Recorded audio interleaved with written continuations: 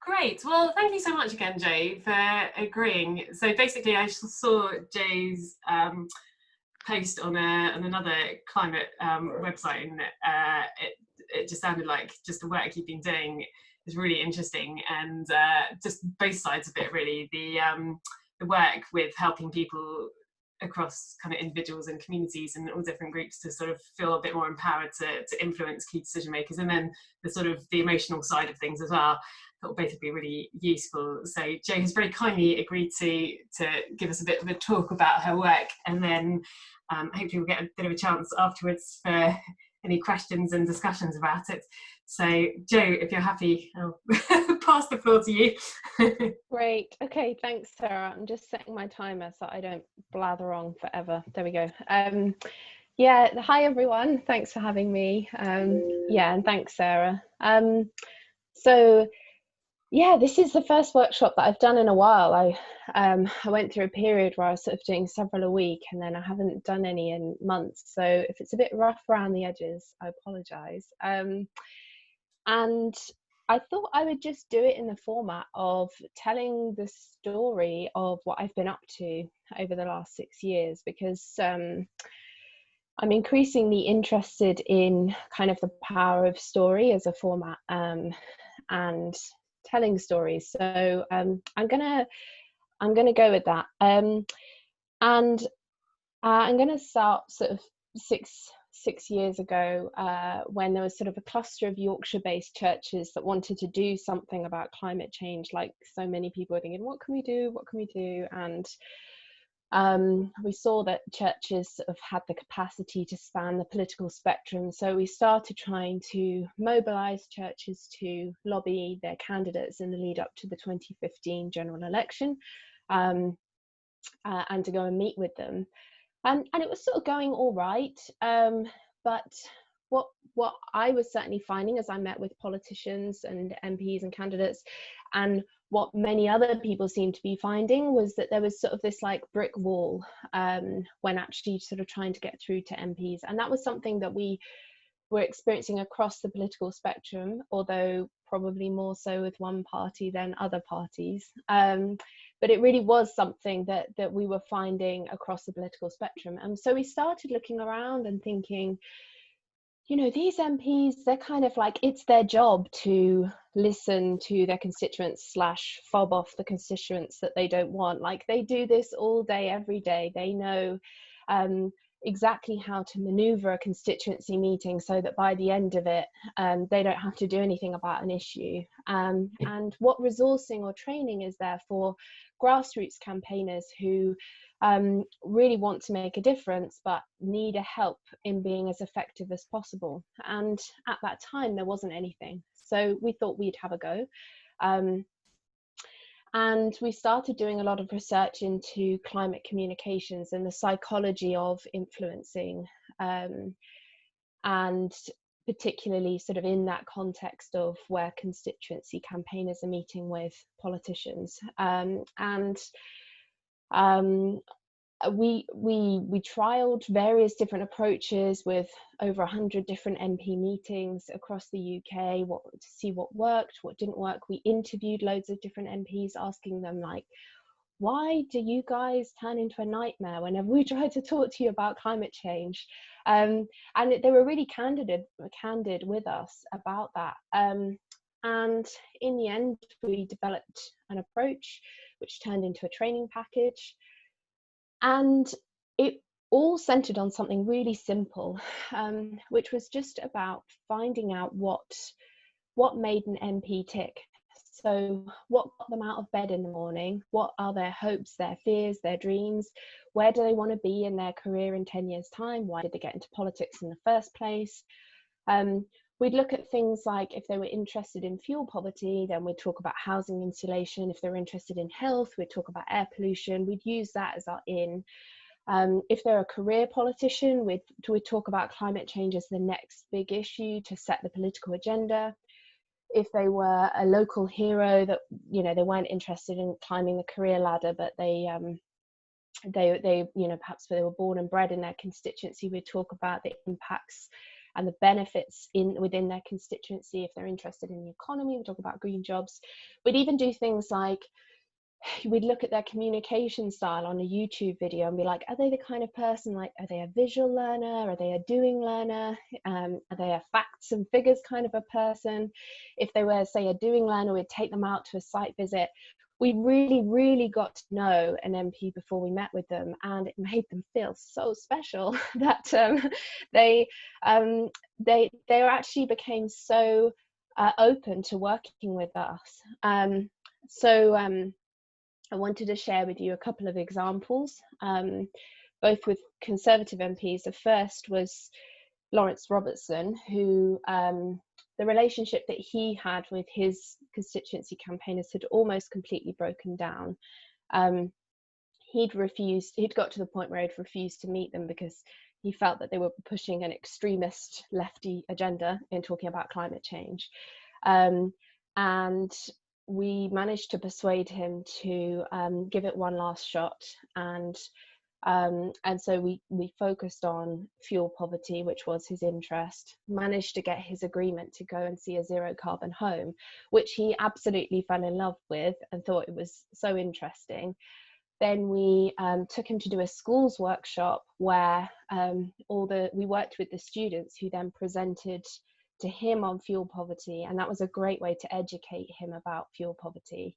Then we put on a local event, and then we did another constituency meeting, and this was a key part of our approach, was to not try and change someone's mind in a 20-minute constituency meeting, but just to get your foot in the door, to get a bit of sense of trust and a good rapport. And then over a series of engagements, figure out what the barriers were, and then sort of adjust the strategy accordingly. So sometimes it would be, in Lawrence's case, it was he just didn't feel that he knew enough about it, and so it was finding ways of educating him so that he felt confident to stand up in Parliament. And he became increasingly engaged, lobbying initially for solar panels and then for renewable energy generally, and then he started working with the minister to change legislation so that the housing insulation standards regulation would be improved. And I think one of our crowning moments was when he was described by one of the ministers from his party as a persistent and effective advocate for renewable energy, which was so different from where he'd been a year and a half beforehand. So that was one thing that we did. And I suppose another key part of our approach isn't just sort of finding common ground and sort of tailoring it to them, but we also train constituents in essentially in the art of persuasion, how to use your body language, the questions that you ask, the way you introduce yourself, the way you dress, all sorts of different ways to generate a feeling of trust, even where there's kind of steep political divides, because people listen to the people that they trust. Another example is Alex Chalk, who actually happened to be the neighbouring MP. He, unlike Lawrence, he was a really new MP. He was voted in 2015, and he started out sort of in denial. Basically, he was saying, you know, the government's doing everything that it should be doing on climate change, and you know, we're really you know, we're really going to town on this. Again, we used a very similar approach: events, school workshops, site visits, those kinds of things. And within a 3-year period, he became one of, I think, 3 or 4 MPs that were responsible for putting forward the bill that resulted in Britain going net zero by 2050. So that was a really significant change. So our challenge at Hope for the Future was that we were a tiny charity. So it was just myself, and then eventually we got, in terms of staff, we had lots of other people involved voluntarily, but then eventually we got Sarah, who became our assistant director. But for the first 3 years, we didn't have more than sort of 3 or 4, maybe 5 months financial security, and our filing cabinet was a cardboard box, and we worked in someone's spare room, and we'd get on the train all suited and booted and go down to Parliament to meet with these MPs, and then we'd come back, and we had one decent office chair which we shared between us. I had it in the morning and Sarah had it in the afternoon, and then the other person had to sit on a hard kitchen chair, which is a real sob story. But basically what I'm saying is that, those were sort of our origins. And as we started to sort of build up a reputation, and these MPs began to start really doing something on climate change when we were given the resource to work with them, our work started to attract a lot of funding, and sort of, yeah, here we are 6 years later, and we've got 3 regional offices, we're close to 20 staff, and we're on track to work closely with over half of all the UK's MPs, transforming their hearts and minds on climate change. So that's all very well and good, but a couple of years ago I noticed that my heart had gone out of the work that I was doing, and I'd found myself kind of at quite a young age directing this organisation that was blossoming, and it was really exciting, but inside I was really, really struggling to feel passionate and engaged about the work in the way that I had done in the beginning. And it was quite a difficult thing to talk about, because everything was going so well that why would I be feeling that way? I sort of managed it, but it wasn't really going away. And then in March this year, I decided to take a 6-month research sabbatical to try and figure out what on earth was going on for me. And I got a grant to do research into the emotional impacts of working on climate change. And I've heard it often say that most research is me search, and that's exactly what it's been. It's like I've been researching, you know, what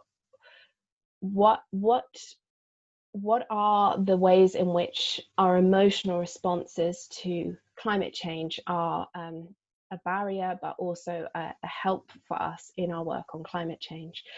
And I got a couple of months into that work, and I was so excited by kind of what I was discovering, and I felt that it was so helpful for me, but also that it might be helpful for others working on climate change, that I decided to step down as director. So I stepped down in June of this year, which was a really tough decision, because it was, you know, I really loved the work. And what I've been working on since then is how to build emotional resilience to the impacts, the mental health impacts of climate change, which doesn't just affect people working in the sector. So that's kind of, I guess, how Sarah heard about me, because I started this blog where I share weekly posts which are all about emotional and ecological well-being. And at the moment, I mean, it's so fresh to me. I've been doing this just a few months. I'm still working through many of, I guess, the experience of burnout, which is what I went through. And so my subscribers who subscribe to the blog, they my posts come to their inbox every Sunday evening, and they're kind of following me on that journey of discovery. And I found that really helpful, because they make reading recommendations and things like that for me. And so it feels like there's people with me on the journey and kind of trying to figure out why this work is so difficult and what we can do about it. I think it's easy to know why it's so difficult, but it's hard to know what we can do about it. So I thought I didn't want to talk for too long. Sarah sort of suggested 20 minutes. So I'll share a few bits of the research that I've been doing on that, and then sort of open up for questions and discussion with what remains of the session. And yeah, we'll go from there. So probably the biggest piece of research the piece of research that's been most helpful for me so far is by a lady called Renee Lertzman, who's a climate psychologist in America, and she's got a brilliant 15-minute TED talk. And it's all about how each of us as individuals, and in my opinion, I think that stands for organizations and societies as well, we each have a window of tolerance for climate change emotionally. And this, within our window of tolerance, we can acknowledge that climate change is happening, we can feel the emotions that that brings up, and we can feel able to keep working on that issue and keep engaging with that issue, and we can feel like there's something we can do about this. Outside of our window of tolerance, basically when it becomes emotionally unbearable, we tend to get pushed into two different states. And the first of those states is denial. And that is why, in my opinion, denial is a form of eco anxiety. It's just too unbearable that there's a sort of brain shutdown which just cannot face the prospect of climate change. The other is despair, which probably we've all done our trips to despair about climate change. Those of us that are sort of waking up to what's happening. And the problem is that both of those states, denial and despair, they are kind of healthy in some ways. Like, despair about the state of the world is a natural response. Denial is a natural physical brain response to something that's overwhelming to keep us safe psychologically. But in the case of climate change, neither of those things are very helpful. They're very immobilizing. When we're in despair about something, overwhelmed by anger or grief or whatever, we all our energy is used up with those emotions and we can't do anything about it. And of course, if we can't talk about a problem because we're denying it, then we can't do something about it. So remaining within our window of tolerance is kind of emotionally, I think, the really important thing for all of us that are engaging with those issues. And I find that particularly helpful for two reasons. The first is that if we are wanting to invite as many people as possible to be part of the climate movement, this needs to be something that people feel that they can psychologically bear. And if they sense that it's going to push them into despair to engage with this issue, it's going to be very difficult for them to engage with it. And essentially, the work of Hope for the Future was to bring climate change into MPs' window of tolerance. And it was a tiny, tiny window of tolerance in the case of a lot of MPs. And it was our job to try and expand that window of tolerance. And we did that by building trust, which is a way to make us feel emotionally safe and therefore more able to take risks and to open up to new ideas. We'd also, for example, in doing the constituency events, we'd show them, look, there are 200 people in your constituency that care about this issue. You have a mandate, and that would really help them as well. So I think, you know, it's really important for us to be mindful about the way that we are communicating climate change because of that. But also, I think it's really important for us as people who are working on this and engaged in this. It can be really difficult to know where to draw the line when we can say we've done enough, because nothing done by one individual is enough, because climate change is still happening. And so it's so difficult to switch off at night. It's so difficult to say, like, you know, to put boundaries in place with this, and that puts us at such a high risk of burnout. And understanding that we have a window of tolerance and that we are most effective within that window of tolerance has really helped me to give myself permission to say, I'm not engaging with that today. I'm not in my window of tolerance. I'm not going to be the most effective that I can be. So that's been really helpful. The question of how we work within our window of tolerance that's obviously the kind of $1 million question. And that's, I guess, the journey that I'm on through the writing that I do. And if you're interested in that, I would encourage you to subscribe. It's at climateemergence.co.uk, and I'm sure Sarah can maybe send a link round or something. So you could sort of join me on that journey of trying to figure that out. And there are lots of people that are working on this more and more now too.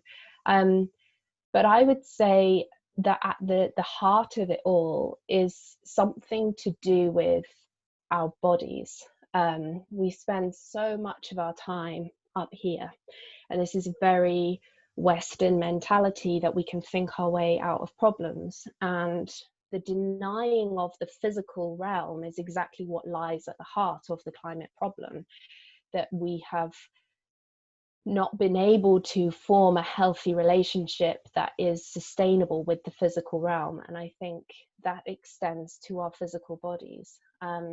I also think this is where this intersects with other social justice issues like sexism and racism, because the physical body has been associated with the feminine, and with people of color, it's been associated with something that is unreliable, something that isn't to be trusted, something that is inferior to the rational mind. And we are now finding ourselves in a place where we are realizing just how fundamental the physical realm is, and how real and tangible that is. And so even if, you know, we're talking about disruptive or intrusive thoughts or mental health issues associated with climate change, those are very physical things. They are about the wiring of our brain, the way that connections are forming in our brains, and actually many of the ways that we can help move our brains into a window of tolerance is by practices that care for the organ of our brain, such as meditation, such as moving our bodies, such as practicing gratitude. There are all sorts of different things that we can do to help keep ourselves within that window of tolerance. And the final thing I think I'll say before opening up to questions is I think, you know, it's so important for us to start with our own selves and our own lives, and practicing sustainability and caring for the physical world with our own selves. And that's something that can flow outwards from there. And what I saw working in the hard-nosed world of climate policy was that many of the approaches that kind of led us to this kind of a problem are being used in that world of climate policy. And we need to kind of radically change the way that we're approaching climate change. And that must include a much more holistic approach to understanding the way that we relate to the physical world. So I'm going to stop there. Thank you, Jo. That was really, really interesting. And it was really great to hear the success that you'd had with the MPs that you spoke about at the beginning. It's quite inspiring how you got them out of that place of complete denial into actually actively kind of really engaging on the issue. That's it's really great to hear. And yeah, just the I guess the window of tolerance. I've never really thought about it in that way, but I think what you're saying about denial sort of rings true, because I feel myself going there sometimes when, like, you read a climate denialist point of view and you kind of I can feel myself sort of pinning my hope on the fact that maybe they might possibly be right, then that means I don't need to worry about it anymore. But yeah, so I can see how it's quite an attractive option for people. But yeah, thank you so much. Yeah, so I don't think I'm used to Microsoft Teams where there's a hands up button, but I don't think we have that in Zoom. But yeah, I mean, do feel free, anyone, if you wanted to ask any questions or kind of share any thoughts. Yeah, thank you, Jo. It was really useful. James and that's James and Thanks, Anna. Yeah. Oh, sorry. Yeah, got it. Thanks, Jo. That was amazing. That was great. It's really good to see about, you know, both sides. I mean, on two sides really. So I'm one of the councillors in East Herts. So from the political side, it's really interesting to see how you've been working with people, but also I'm a teacher, and so the sort of resilient side of things and the sort of mental health and the burnout and stuff is really, you know, on both sides. It was really really good to hear about what you're working on. I think I've got two questions really. I guess the first one is from a you know, East Herts is an interesting area in the sense that we are. I know that there are people who agree with our outlook and with what we do and with what we'd like and where we'd like things to go, but we come up against party lines an awful lot.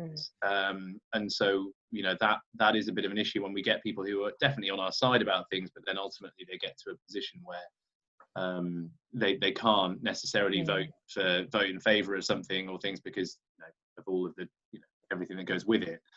So I guess from that perspective, how would you, what advice would you give to us sort of councillors really to try and support and try and get things through in that way when you come up against that wall?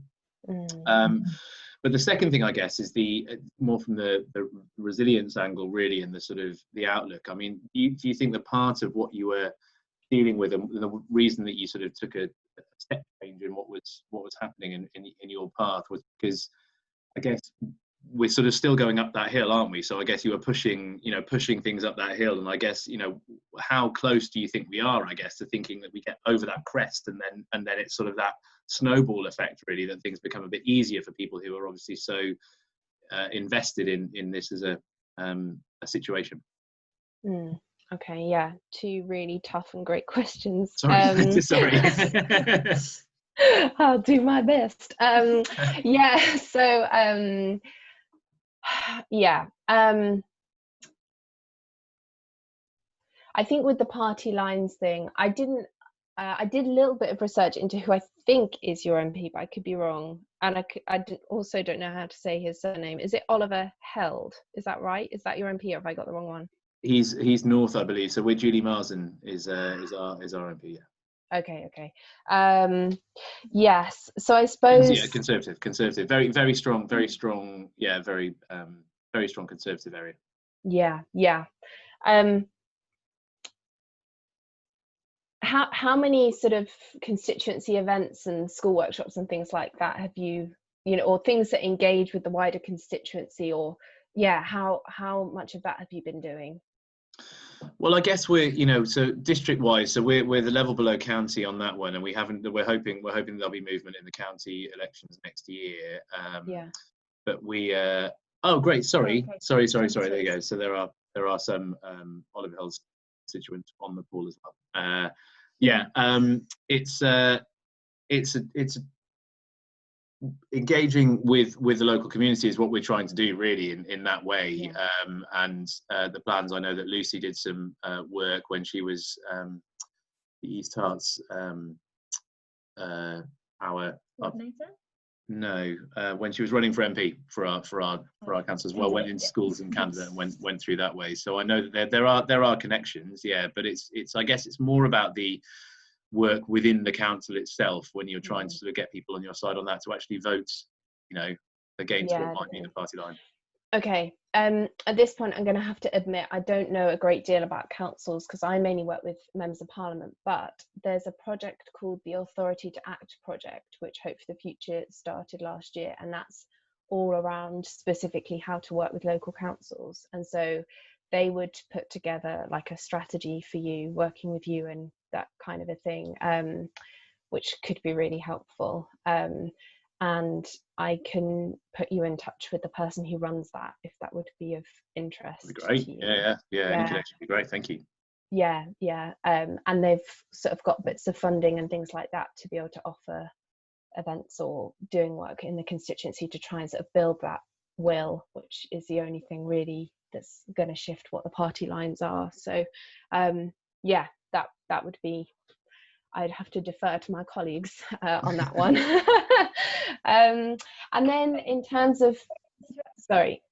Do you have a perspective on what James asked, if you kind of transfer that to the parliamentary picture? So if you have an MP who, asking them to do something that might be related to climate change is going to be contrary to what their party lines are, how do you then address that? Because that would be kind of a transferable question, I think.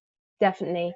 So we tended to take the approach of there's always something that an MP will be willing to do, even if it's nowhere near as ambitious as it should be, and it's better than nothing. And what we found was that, so start an MP off with something really small. So for example, would they forward your letter to a minister, or even write a letter of their own? Would they submit some parliamentary questions, that kind of thing? And then over time, as we built the relationship, they tended to become kind of more and more emboldened as they felt that they knew more about the issue, but and they felt more confident to talk about it. And I think we were quite realistic in the sense that, okay, there are some MPs that will go against their party, and there are some MPs that won't. And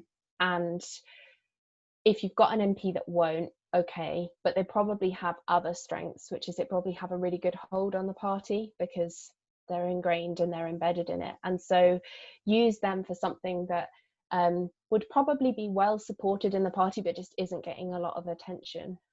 So for example, and like very recently, we've been really pushing MPs to bring the ban on electric combustion engines forward by 10 years, because that's something that I thought it's a bit of a no-brainer. It's difficult to disagree with, and unless of course you're being paid by the that particular industry, and so I guess it's just taking a really strategic perspective and seeing like the wider whole, and some MPs are good for some things, some MPs are good for other things, and just working with what you can. And the more MPs that you just literally get saying the words climate change in Parliament, the better, because there's just such a cultural silence around it.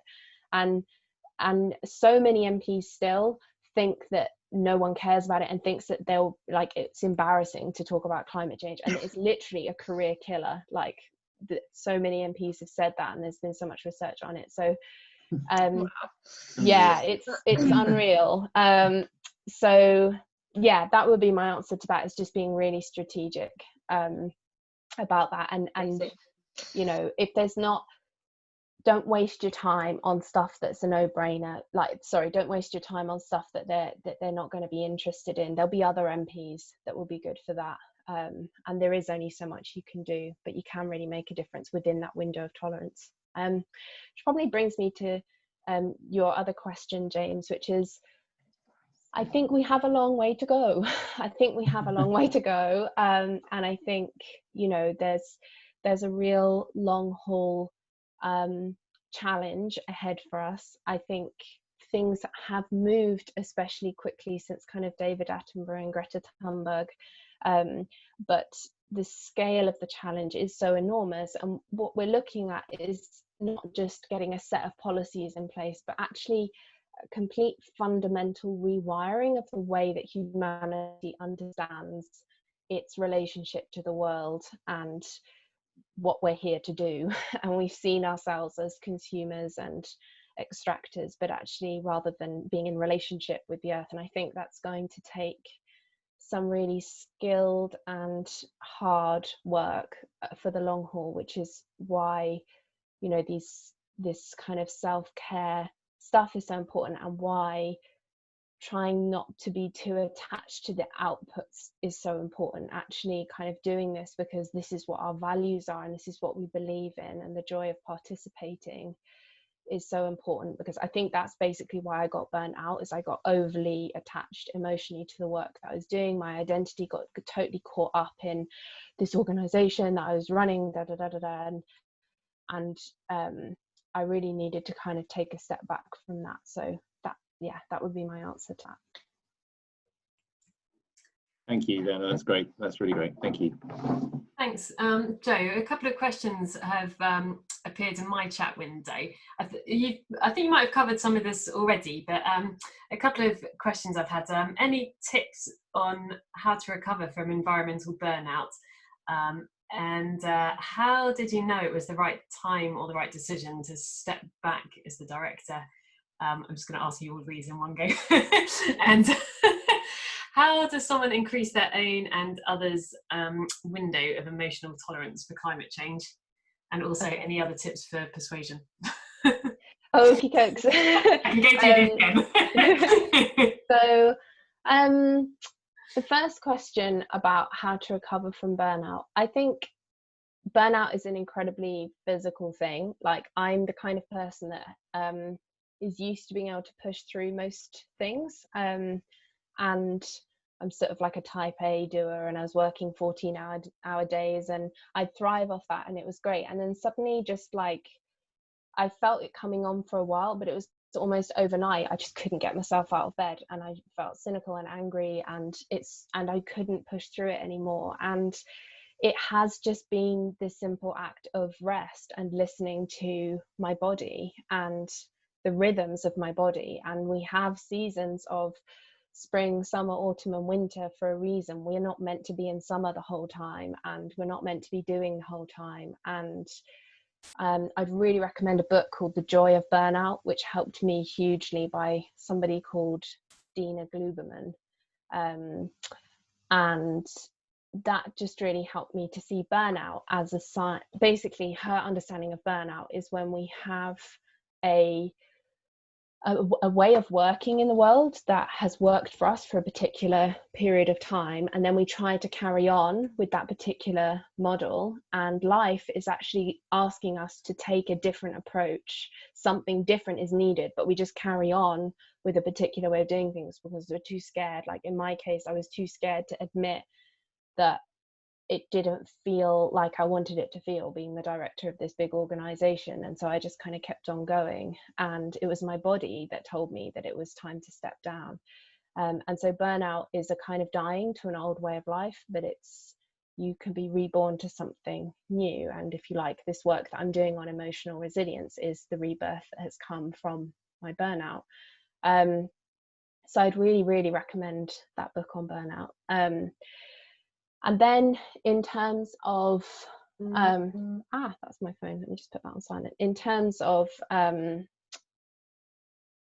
how I knew it was time, a number of things just came together at once. Hope for the Future got a significant amount of funding, so I knew I was leaving the organisation at a time when there was financial stability, because I was the main fundraiser, which would have made it otherwise difficult to leave. But I think that's where intuition is so important and undervalued in the work that we do. And the climate movement's constantly being criticised for being too facts-based and not kind of speaking enough about stories and narratives and capturing people's hearts. And I think intuition is such a big part of that, and learning to trust our intuition. Indigenous communities kind of knew intuitively, like, you don't treat the earth like that.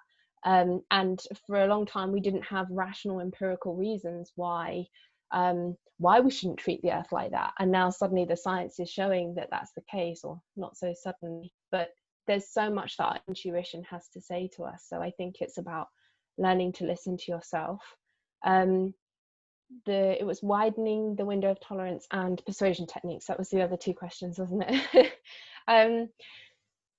Widening the window of tolerance, I think, is an intensely personal journey, but the kinds of things that I write about are things like meditation, because it is scientifically proven to strengthen certain parts of our brains so that they are more resilient, more able to cope with stress, and weaken other parts of our brains which are responsible for producing stress hormones like cortisol.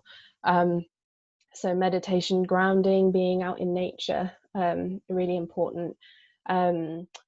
Practicing gratitude. Our brains are wired to notice threat, because when, for example, our ancient ancestors came out of the cave and maybe there was this beautiful rainbow and a hungry lion, the ones that stood there and admired the rainbow died, and the ones that noticed the hungry lion survived. And so we have brains that are wired to notice threat and aren't particularly good at noticing all the good things that are there, and it creates a kind of scarcity mindset. So there are practices we can do to actually generate brain, like to actually cultivate gratitude so that we feel it much more naturally. So those are the sorts of things that I write about on my blog, and if you're interested in that, I definitely encourage you to subscribe. And then the other one, which was persuasion techniques. Yes. So it hugely depends on what context you're in. Like in a constituency context, there are some really hard and fast rules. For example, make sure you introduce yourself within 3 minutes, because an MP is going to stop listening after 3 minutes, because they've probably had someone that's just come into them about potholes, and before that about benefits, and before that about Brexit, and you're like the 10th person that day, and they work insanely long days with so much travel that, yeah. So that, for example, mirroring their body language, asking questions rather than telling them what the answers are. You ask them questions that help them come to the answer for themselves, and then they feel really proud of themselves for having come up with an answer. I'm sorry if there are any MPs that are here because I'm being really rude. But yeah, I love MPs really, but a lot of people don't, so I have to be rude about them, otherwise they don't listen to me and believe me that they're human beings. So that's in a constituency context, but I think outside of that, we have a really tricky job doing something which, again, Renee Lertzman, the window of tolerance lady, talks about. We are there to contain other people's emotions about climate change. If we are the instigators of conversations about climate change, we are the messengers of very bad news. And that's going to create all sorts of emotional reactions in the people around us. And we can get caught up in trying to, it can trigger off our negative emotions about climate change. So the first thing is to be very aware of the effect that their reaction is having on us. But one of the most effective ways to persuade is to actually make the other person feel as heard as possible. So we switch off our own views on something and we listen really intently, and we reflect back what they're saying and make sure that they know that they've been understood. And usually once they've got what they need to say off their chest, they're much more in a position to listen. And a book that I'd really recommend by this, and it's just an interesting read anyway about this, is Never Split the Difference by Chris Voss. Chris Voss with a V. And he was a former FBI agent who worked in hostage situations, and it was his job to literally speak on the phone with people and who were holding other people hostage and persuade them not to kill people, and all he had at his disposal was words and conversations. And he saved countless lives simply by knowing how to create trust in conversations that could bring people around. And it's a really like thrilling read, but also the theory is fascinating and really helpful.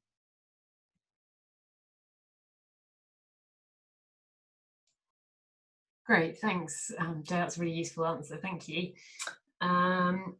Great. Did anybody want to ask any other questions? I can't really see if anyone's got their hands up, so feel free just to unmute yourselves. Oh, sorry, Martin, I've seen you did have your hand up. Thank you. It's not really a question. It's well, the first one, when you just said that about reflecting their words back to them and making sure they know they've been heard, I was laughing, and I was laughing because that's what you do with toddlers and older children with learning disabilities. And I say that because I've got one. And it just struck a nerve. So sorry for if you saw me laughing on screen, but I wasn't laughing. I think climate change produces a very childlike response in us. Like when I think about climate change, I'm taken back to being a toddler, being like, "It's not fair. Why?" So yeah. And the other thing I wanted to say was just congratulations, really, on the you know, everything you said about burnout is amazing. I went to work for the Campaign for Nuclear Disarmament in the summer of 1983, more or less at the height of the movement, and stayed with it for 4 years. And I think, you know, the emotional fear about the end of the earth and the end of the human race, you know, the two issues are very, very similar in that way. Yeah. And at the time, we dealt with that by working 10, 12 hours a day and getting drunk a lot. And I mean, a lot. And okay, I'm not admitting that in front of everyone, but maybe. and when staff burned out, and you know, we were mostly a young staff, but you know, when staff burned out, the management just said, "There's plenty of people want to work there. Don't worry about it. Off you go." Yeah. Yeah. And that's how it went. So to hear an approach like yours is really extremely refreshing. Oh, that was my comments. Thank you very much. Thanks. Sorry, I wasn't sure. Maren, did you have your hand up? No, I was doing the clapping. Oh, sorry. I'm used to seeing that symbol in Teams as well. Yeah. I think John has a question. Yeah. Oh, okay, great. Yeah. I actually had two things. One was a quick observation, which was that I've been convinced for some time that the loss the fact we've lost touch with our bodies is absolutely crucial and directly related to the fact we've lost touch with, call it the environment, call it the living world or whatever. So, but you're the first person that's ever come out, I've really heard say that quite so directly. So I was really excited when you said that. I think it's so important. But my question, to switch gears entirely, is really, I'm one of Oliver Heal's constituents, but I guess we're probably all in Conservative constituencies here. I've noticed really in the last few weeks, I think, that the Tories are trying to, well, I would say rewrite history by claiming to be the natural party of the environment. It seems to be, I've noticed this, and I've seen a little Tory party video and one or two MPs coming out, and they seem to be trying to capture the agenda, you know, which in some ways I think is a good thing, although I think it's also, as I say, it involves quite a lot of rewriting of history. But I was wondering if you had any sort of comments on that, with a view to how it might sort of help to get some sort of leverage with MPs, or whether it might be also cause difficulties. Okay, yeah.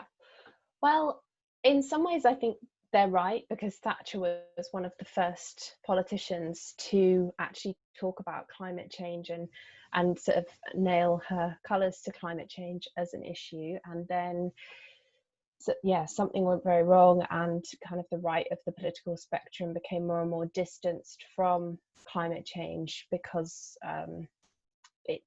tackling climate change naturally means we have to question the economic model that we have, and the way that we regulate it, which makes it very scary for people on the right of the spectrum to talk about climate change and to tackle the issue. I'm absolutely convinced that this isn't a problem that we can solve without the majority of people on board with it. And we don't have time to change everybody's worldview. So if Conservatives are finding a way to engage with climate change that works for them, I'm all for that. And I do think it isn't all greenwashing. I mean, there are some Conservatives that really genuinely are very, very concerned about this. The Conservatives were the party to bring in net zero legislation, which is the first in the world, and was, it's not enough for what we need, but was certainly ambitious, given the political context with Brexit and everything going on, that they managed to get that through. And that was sort of Theresa May's one positive legacy. So I think it's to be encouraged, and just where there is difficulty is we come up against that problem again and again of the economic growth model. And there's only one Conservative that I know of that would challenge the current economic model that we have, which is Lord Deben, who was Thatcher's right-hand man and chair of the Climate Change Committee. And he's the only Conservative politician that I know of that will actually speak out against that.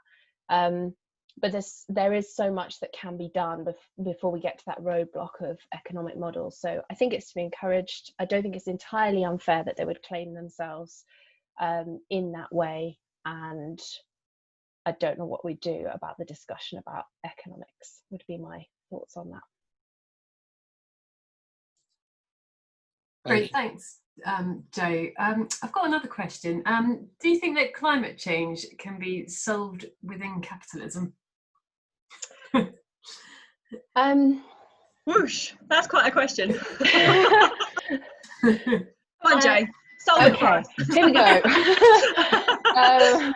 So if I have my hope for the future hat on, which is where I instinctively go, because that's what I've had on for the last 6 years, then I would say that there is a great deal that can be done within the realms of capitalism, but that we need to have a model of capitalism that respects the very the quite simple scientific fact that you can't have infinite growth on a finite planet. It's just like, doesn't work. We learn that in year one, that you can't make something out of nothing, and we have a finite planet. But there's so much that can be done in terms of the growth of the green economy, and I think the Green New Deal is a really inspiring way of engaging with capitalism that doesn't require people to go all out on being anti-capitalist, but can say, yes, we need to radically change the way in which capitalism is working so that it serves citizens. My personal opinion is that all the time we see ourselves as consumers, we're not going to be able to solve the problem of climate change, because that isn't inherently regenerative.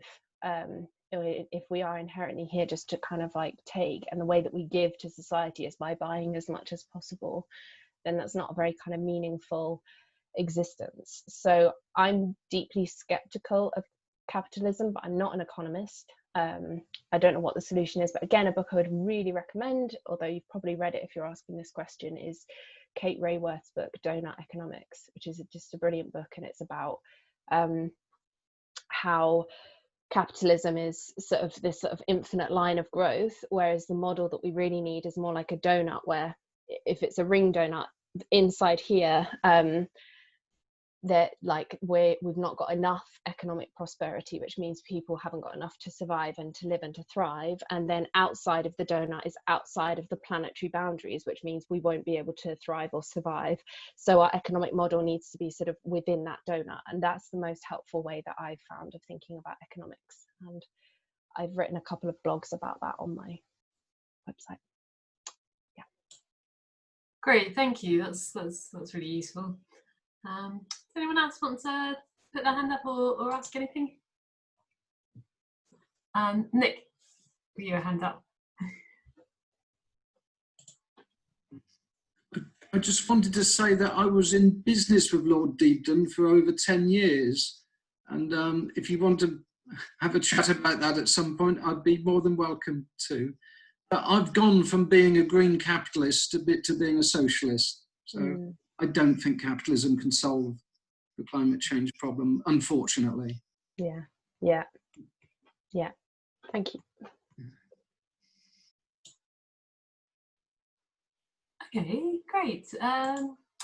Any final thoughts so I can utilise Jo's presence for further brain picking? I just want to say I empathise exactly, and everything you said, Jo, resonates with me so much as someone who started my own campaign and who kind of feels that whole anxiety stuff.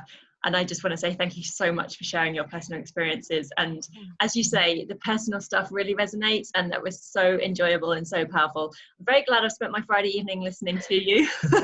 Thank you so much. Cheers, everyone. Yeah, this is water, not, yeah. Thanks, Anna. That's really gin. Yeah, thank you. Thank you.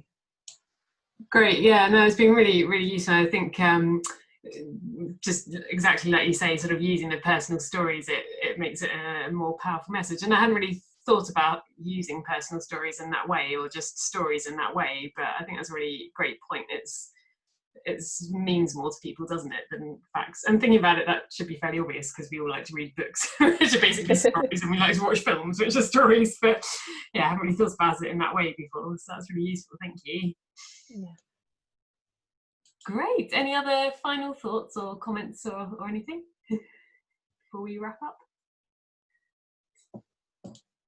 I just want to say thanks for having me, and thanks for being so nice, because this is, yeah, like I say, one of my first workshops I've done since I burnt out, and I've really enjoyed myself, so thank you. Oh, thank you. Great, well, yes. And thank you so much, everyone, for coming along and kind of getting involved as well. Yeah, lovely. So, and you recommended a few things, Jo, so I'll try and get those details sort of passed over to everyone as well, just the book recommendations, and I think I've given everyone your websites, but I'll include that information as well, just so people have got that information. Great, thank you so much again. It's been really, really useful and interesting to just hear your journey and all your work. Thank you. Great. Thanks, nice to meet you all. Great, thank you. Bye everyone. Bye. Bye. Thank you.